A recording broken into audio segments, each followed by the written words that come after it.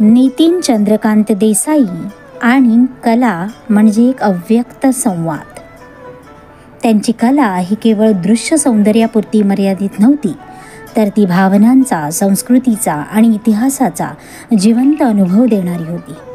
मोठ्या कलाकारांचं आणि हत्तीचं नातं हेही तितकंच जिव्हाळ्याचं असतं बरं का. व्ही शांतारामसुद्धा नाही का, त्यांच्या चित्रपटांमध्ये भव्यता आणि तत्त्वज्ञान यांचा सुरेख संगम दाखवत त्यांना केवळ कथा सांगायच्या नव्हत्या, तर त्या प्रेक्षकांच्या मनात कोरायच्या होत्या. तेच नितीन चंद्रकांत देसाई यांनी केलं. भव्य देखण्या सेट्समधून इतिहास जिवंत केला. त्यांच्या इंडी स्टुडिओला भेट दिल्यानंतर हे प्रकर्षाने जाणवतं बरं का. हत्ती जसा त्याच्या ताकदीमुळे, भारदस्त उपस्थितीमुळे वेगळा ओळखला जातो, तसंच देसाईंच्या कलाकृतीमध्येही भव्यता, मजबूती होती.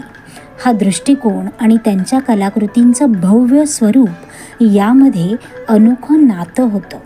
त्यामुळेच कलाकार आणि हत्ती यांचं देखील विलक्षण आणि जवळचं नातं वाटतं.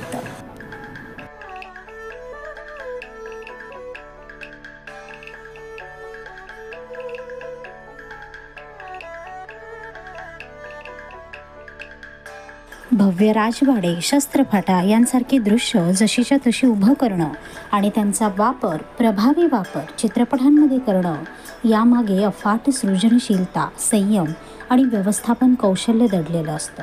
स्टुडिओमध्ये हे सगळं आजही दिसतं, तरी मनाच्या एका कोपऱ्यात एक खंत मात्र कायम आहे. आज या प्रचंड मोठ्या कलेचा कलाकार आपल्यात नाही. जर ती एक वेळ, तो क्षण बाजूला सारला असतात सो. येथील राजवाडे त्यांच्या राजाच्या प्रतीक्षेत उभे आहेत. जणू त्या भव्यतेला पुन्हा एकदा प्राण मिळावा असा आशय त्यांच्यात खोलवर दडलाय असंच वाटतं.